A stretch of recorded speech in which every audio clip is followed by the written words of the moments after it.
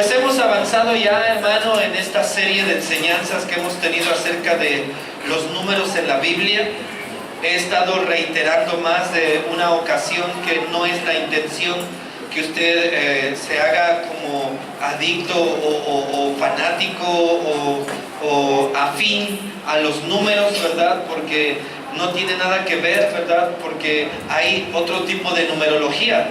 Estaba mirando, hermano, y también los esotéricos le echan a los números y cosas de esas y situaciones, aún los astrónomos y situaciones así, hermanos, donde le hacen o le dan más importancia a los números de lo que en realidad son.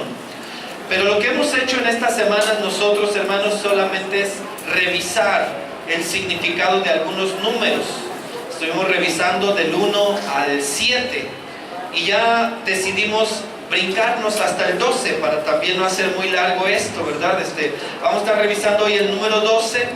La siguiente semana, si Dios nos permite, revisaremos el número 40 y después le diré qué otro número estaremos revisando, pero ya estamos concluyendo con esta enseñanza, que espero que haya sido también de edificación para usted. Y pues bueno, vamos a, como dicen por ahí, examen sorpresa.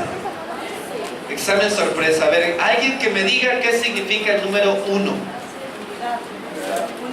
Unidad, muy bien. El número 2.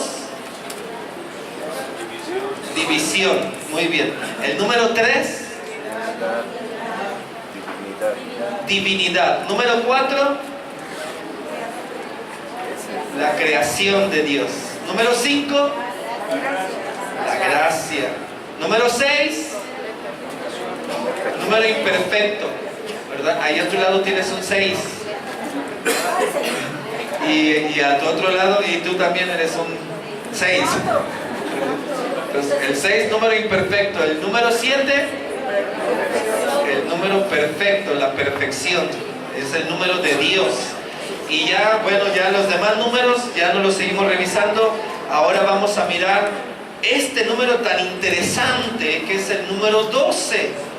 Mira, acabamos de leer una preciosa escritura aquí en el libro de Apocalipsis, donde el apóstol Juan está teniendo la visión, la revelación, el apocalipsis, hermano, de lo que iba a acontecer en los últimos tiempos.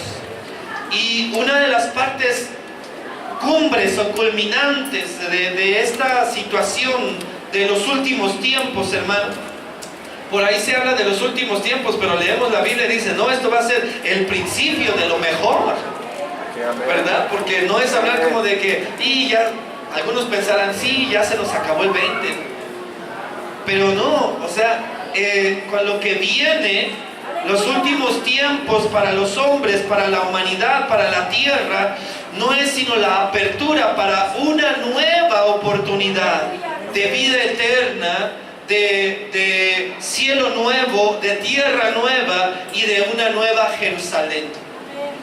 Nosotros sabemos, hermano, que cuando Dios decidió enviar a su Hijo a la tierra, lo envió a un lugar específico, a la tierra de Israel.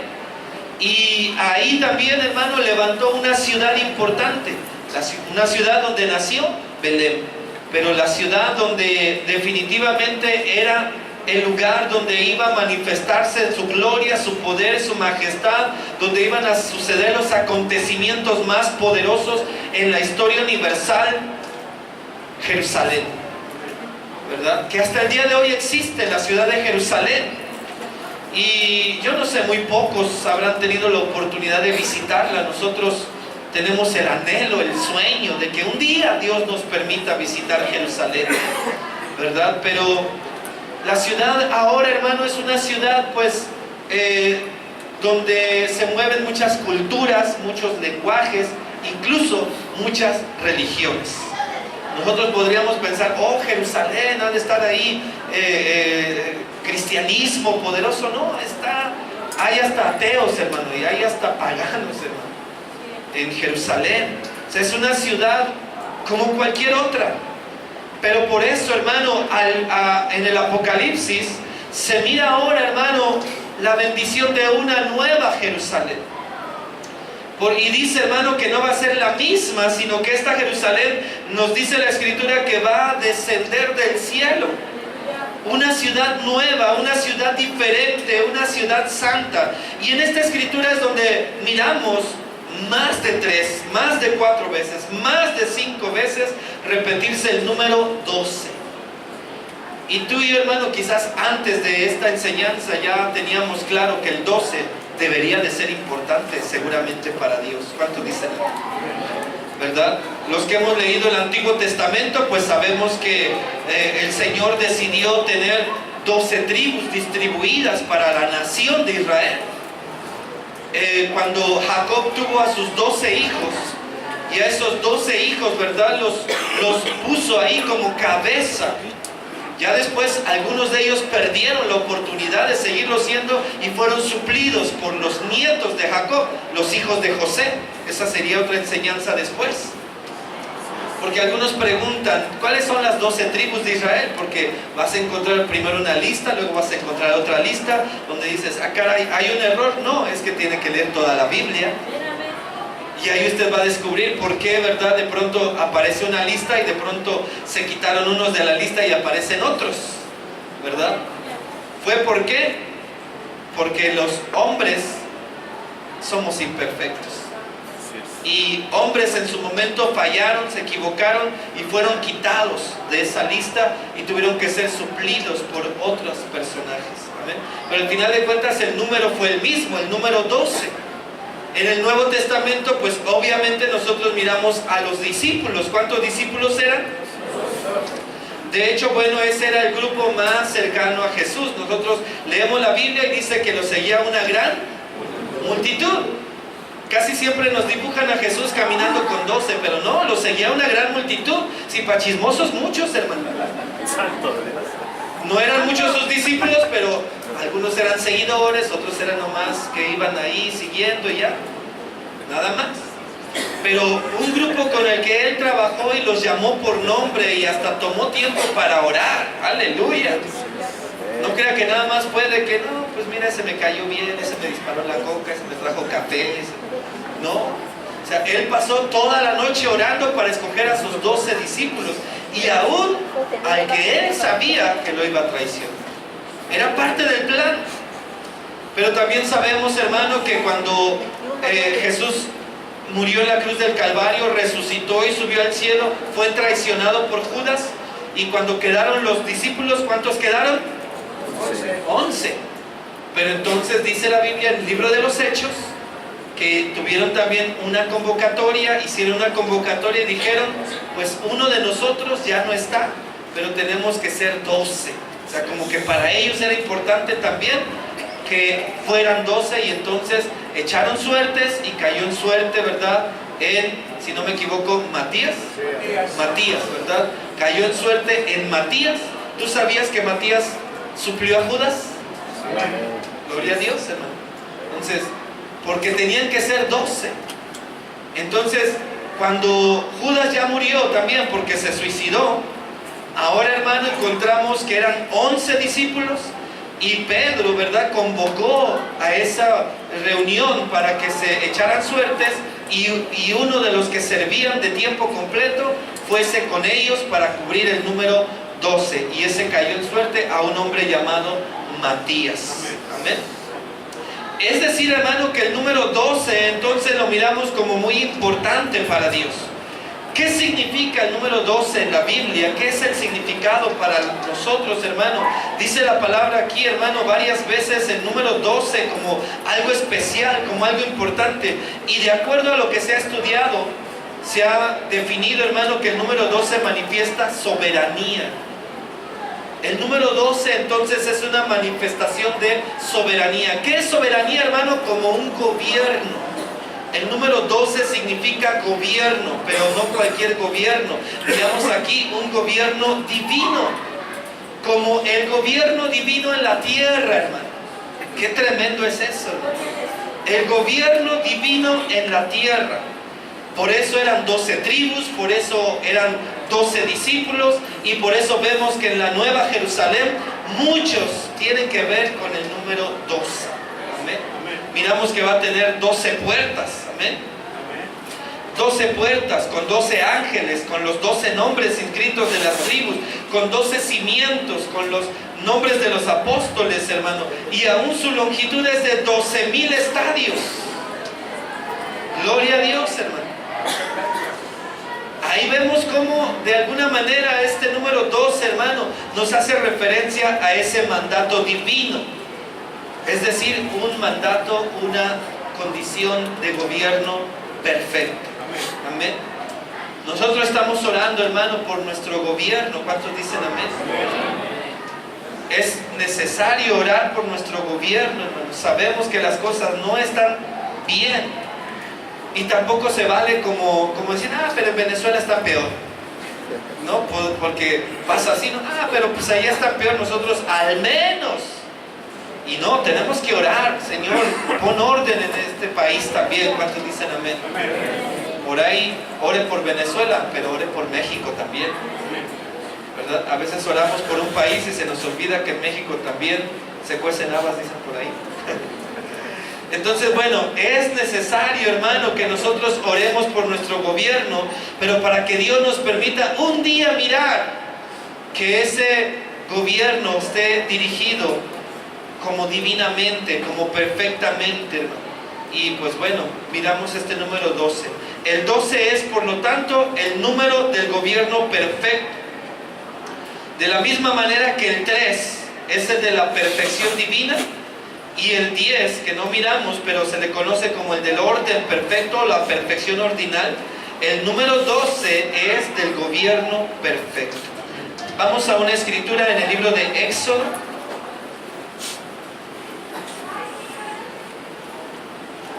capítulo 15, versículo 27. Éxodo 15, 27. ¿Lo tiene ahí? Y dice la palabra del Señor: y llegaron a Elim, donde había 12 fuentes de aguas y 70 palmeras, y acamparon allí junto a las aguas. Amén. Aquí lo que estamos mirando, hermano, es al pueblo de Israel que viene por el desierto. Y usted sabe, a lo mejor usted y yo no hemos caminado por el desierto, a lo mejor sí hay alguien, pero no nos imaginamos lo difícil que es caminar por el desierto, sin agua, sin alimentos, sin protección, sin nada. Y de pronto, hermano, llegar a un lugar como este, llegaron a Elim. Y en Elim dice que había 12 fuentes de aguas. Siempre le he dicho, hermano, que Dios no permitió que la escritura quedara tal y como la leemos, nada más porque se le ocurrió, sino que eso, el decirte números, pudo haber dicho, y llegaron donde había fuentes de agua, ¿sí o no? Podría haberlo escrito así. Y llegaron donde había, ya con que hubiera fuentes de agua, ya sabes que saciaron su sed. Pero para Dios era importante dejarte claro que eran 12 fuentes de aguas. Amén. ¿Por qué? Porque esas 12 fuentes de aguas fueron en ese momento lo que saciaron la sed de todo el pueblo que venía por el camino, hermano. Y usted y yo, hermano, tenemos que buscar ese lugar en nuestro corazón. Porque muchas veces, hermano, tal vez no caminamos por el desierto físicamente, pero espiritualmente o emocionalmente, algunos todavía andan caminando por el desierto. Y necesitas llegar a ese lugar donde están esas 12 fuentes. Dile: Señor, llévame a Elim. Llévame a ese lugar donde están las 12 fuentes de agua. Porque sé que solamente a través de ella puedes saciar y puedes darme reposo. Encontramos también ahí el número 70, cuando nos menciona las 70 palmeras, ¿verdad? Hasta contaditas, hermano. ¿Qué cosa, hermano, que te diga 12 fuentes de agua y 70 palmeras? Amén. 70 palmeras para todo el pueblo, hermano. Era mucho pueblo, pero ¿sabes qué? Pues de acachito, así como cuando me acordé cuando vamos al Zócalo y te quedas ahí en medio y está el sol a plomo, ¿verdad que sí? ¿Y qué buscamos? La sombra del asta bandera, ¿verdad? De pronto dices: ¿sí esos que están formados ahí? No, están en la sombra del asta bandera. ¿Los ha visto? Pues imagínate la sombra de las 70 palmeras, al menos ahí agarraban fuerzas. ¿Cuánto da gloria a Dios? Decíamos, hermano, de las 12 tribus de Israel. Pero también cuando el Señor le pidió a Moisés que diseñara las vestiduras santas del sumo sacerdote, que iba a ser su hermano Aarón, le pidió, ¿verdad?, que fuese diseñado de tal manera. Y vamos a mirar la escritura en Éxodo 28.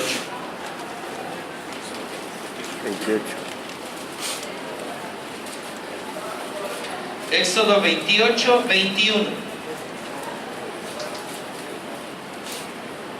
¿Lo tiene ahí? Éxodo 28, 21, y dice la escritura: y las piedras serán según los nombres de los hijos de Israel, 12 según sus nombres, como grabaduras de sello, cada una con su nombre, serán según las 12 tribus. De esto que está hablando es como un pectoral que iba a traer el sumo sacerdote enfrente, y que le iban a poner 12 piedras preciosas. De hecho, cada una de ellas está descrita aquí mismo en la Biblia, pero tomaríamos más tiempo en leerlo. Pero son 12 piedras preciosas, y cada piedra preciosa se le iba a engastar, se le iba a colocar, se le iba a poner el nombre de cada una de las tribus de Israel. Es decir, que en el pecho del sumo sacerdote iban a estar como símbolo esas 12 tribus, como ese número de soberanía perfecta, de gobierno perfecto, del mandato divino de Dios sobre la tierra. Amén. Recuerde que aunque Dios echa mano de hombres, siempre, como escuchamos hace un momento, la gloria siempre debe ser para el Creador, para el Señor, para el que lo diseñó. ¿Cuántos dicen amén? Vemos entonces, hermano, que esas 12 piedras eran también ese simbolismo del gobierno en la tierra. El gobierno de Dios, el gobierno divino de Dios en la tierra. Amén.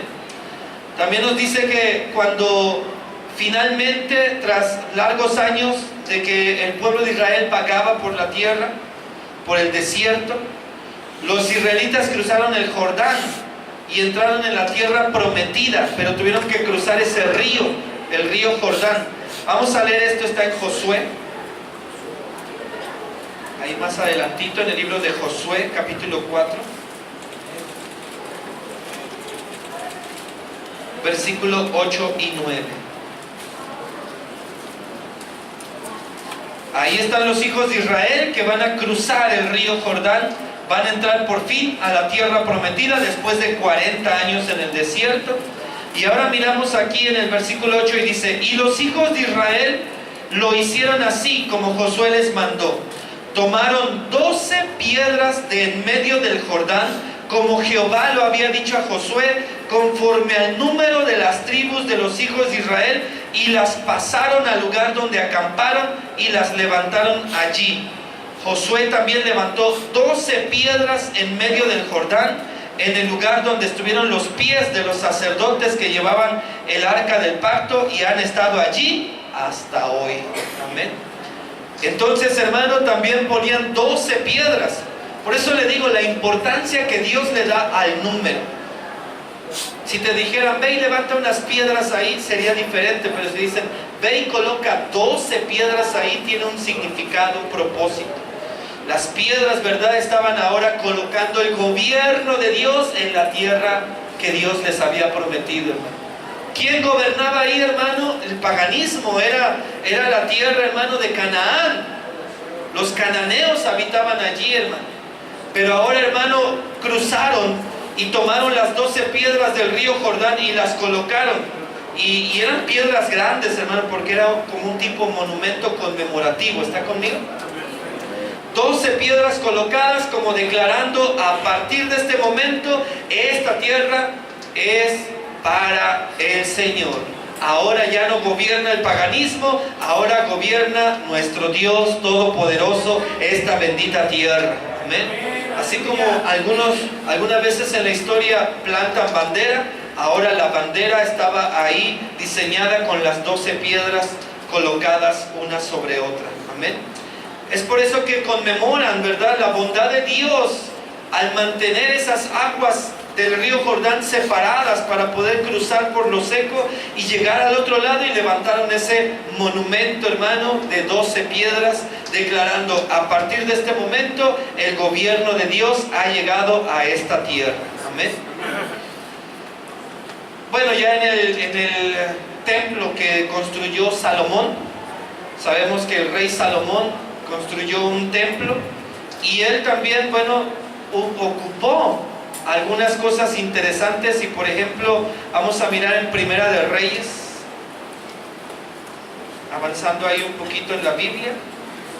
Primera de Reyes, capítulo 7, versículo 25. Vamos a leer desde el 24 para tener el contexto claro. ¿Lo tienen? Y dice en Primera de Reyes 7:24: y rodeaban aquel mar por debajo de su borde, alrededor de unas bolas como calabazas, 10 en cada codo, que ceñían el mar alrededor de 2 filas, las cuales habían sido fundidas cuando el mar fue fundido. Y descansaba sobre 12 bueyes, 3 miraban al norte, 3 miraban al occidente, 3 miraban al sur y 3 miraban al oriente. Sobre esto se apoyaba el mar, y las ancas de ellos estaban hacia la parte de adentro. O sea, tenían 12 figuras de 12 bueyes de oro, hermano, que sostenían un mar fundido, que es también como una base donde echaban agua. Y ahí, hermano, entonces 12 bueyes que también estaban distribuidos de a 3 en 4 posiciones, como un cuadro. Amén. Vemos que en el templo de Salomón entonces el 12 también estaba haciendo referencia importante. Y luego en otra visión de otro templo, el templo de Ezequiel, ya miramos el de Salomón, pero también Ezequiel tuvo una visión de un templo que ese se va a construir después. Y vamos a mirar ahí en Ezequiel 48, ahora ya entre los profetas. Ezequiel 48.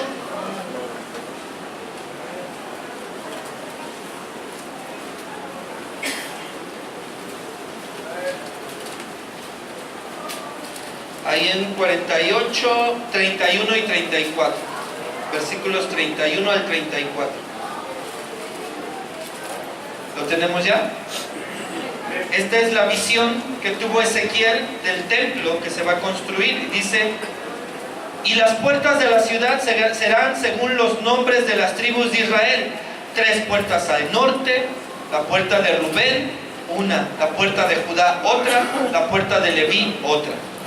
Al lado oriental, 4.500 cañas y 3 puertas. La puerta de José, una, la puerta de Benjamín, otra, la puerta de Dan, otra. Al lado del sur, 4.500 cañas por medida y 3 puertas. La puerta de Simeón, una, la puerta de Isaacar, otra, la puerta de Zabulón, otra. Y al lado occidental, 4.500 cañas y sus 3 puertas. La puerta de Gad,